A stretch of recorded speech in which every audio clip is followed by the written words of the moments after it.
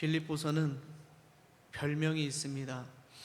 기쁨의 서신이라는 별명이 있는데, 신학자들이 빌립보서 안에 기쁨이라는 단어가 계속 반복적으로 나타나기 때문에 기쁨의 서신이라고 별명을 붙여줬습니다. 그런데 사실 이 빌립보서가 쓰여질 당시에 이 빌립보서를 기록하고 있었던 사도 바울은 절대로 기뻐할 수 있었던 형편이 아니었습니다. 왜냐하면 그때 당시에 바울은 감옥 속에 수감되어 있었기 때문입니다. 절대로 기뻐할 수 없고 만족할 수 없었던 그런 상황 속에서도 사도 바울은 빌립보 성도들에게 기뻐하라고, 항상 기뻐하라고, 즐거워하라고, 주 안에서 자족하라고, 자족하는 일체의 비결을 배우라고 계속적으로 권면하고 있는 것입니다. 어떻게 사도 바울은 감옥 속에 있는 순간에도 기뻐하라고 그렇게 말할 수 있었을까요? 그 이유를 우리는 두 가지로 생각해 볼 수 있는데, 첫 번째로는 성도들에겐 기뻐할 수 있는 조건이 있다라는 것입니다. 항상 기뻐하라, 쉬지 말고 항상 기뻐하라. 여기 내면에는 성도에게는 기뻐할 수 있는 조건이 있다라는 뜻이 내포되어 있는 것입니다. 저와 여러분들은 바로 하나님의 자녀입니다. 그러면 하나님은 누구입니까? 우리의 아버지이시죠. 자녀의 특권이 무엇이냐? 자녀는 아버지의 것을 상속받을 수가 있는 것입니다.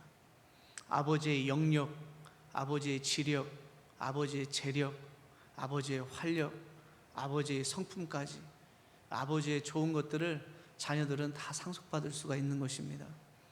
여러분들 다 재산이 있으시죠? 그 재산 누구한테 주시겠습니까? 그 자녀한테 주시잖아요. 그 자녀들은 이렇게 부모님의 것을 상속받을 수 있는 특권이 있는 것이에요. 근데 그럼에도 불구하고 아버지의 좋은 것들을 우리가 상속받지 못하는 이유가 무엇일까요? 그것은 우리가 구하지 않고 있기 때문입니다. 마태복음 7장 11절 말씀에 보게 되면, 너희가 악한 자라도 자식에게 좋은 것을 줄 알거든 하물며 하늘 아버지께서 구하는 자에게 좋은 것을 주시지 않겠느냐. 우리는 자식이 아무리 악하다 할지라도 자식을 너무 사랑하기 때문에 좋은 것을 줍니다. 하물며 하늘 아버지께서 구하는 자에게 좋은 것을 주시지 않겠습니까? 우리는 하나님의 자녀입니다. 하나님의 상속자이죠. 근데 왜 하나님의 좋은 것을 우리가 상속받지 못하고 있는 것일까? 구하지 않기 때문에. 여러분, 이 새벽에 간구할 수 있기를 바랍니다. 우리는 하나님의 자녀예요. 하나님의 것이 우리의 것이 되면 이거 하나만으로도 우리는 충분히 기뻐할 수 있는 것입니다. 우리의 환경과 상황과 처지를 초월하여서 기뻐할 수 있고 자족할 수 있고 우리는 행복한 삶을 살아갈 수 있는 것입니다. 두 번째로 사도 바울이 항상 기뻐하라고 이렇게 말하고 있는 이유는 무엇일까요?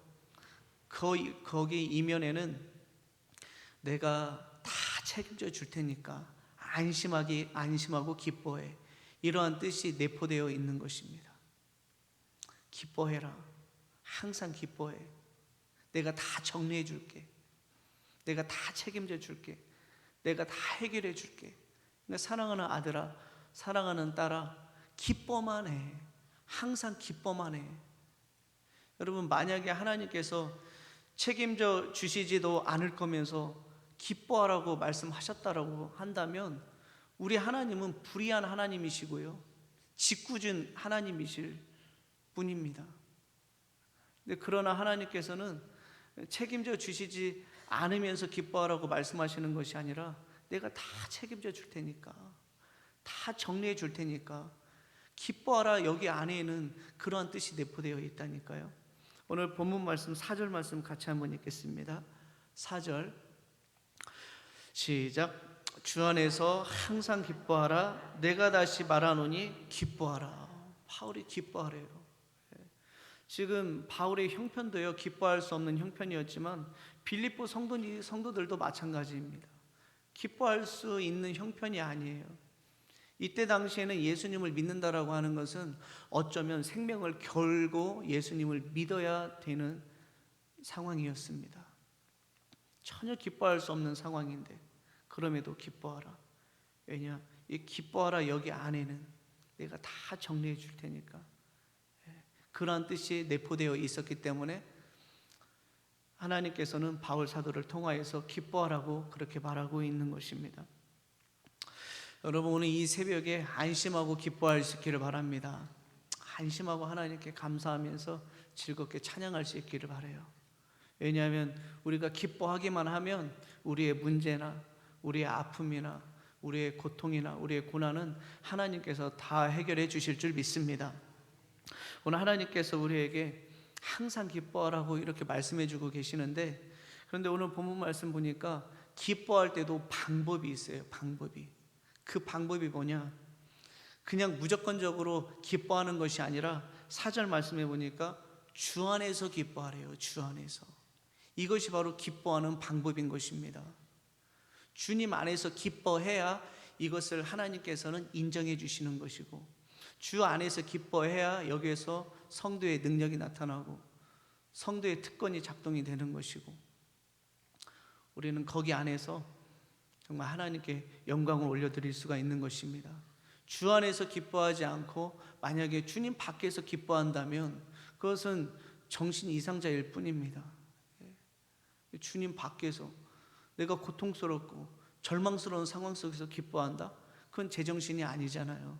그건 주님께서 인정해 주시지 않는 기쁨입니다.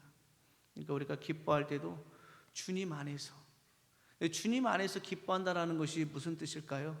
성령 충만함 가운데, 기도 충만함 가운데, 말씀 충만함 가운데, 그러니까 주님께서 지금 나와 함께 하심이 실감나게 느껴지는 상황 속에서 그때 기뻐해야 된다는 것이지, 내가 지금 기도도 하지 않으면서 내 영혼의 양식이 메말라 버려진 상태에서, 성령이 소멸되어 버린 상태에서 기뻐한다라고 하는 것은, 그것은 잘못된 모습입니다. 그건 성도의 바른 태도가 아니죠.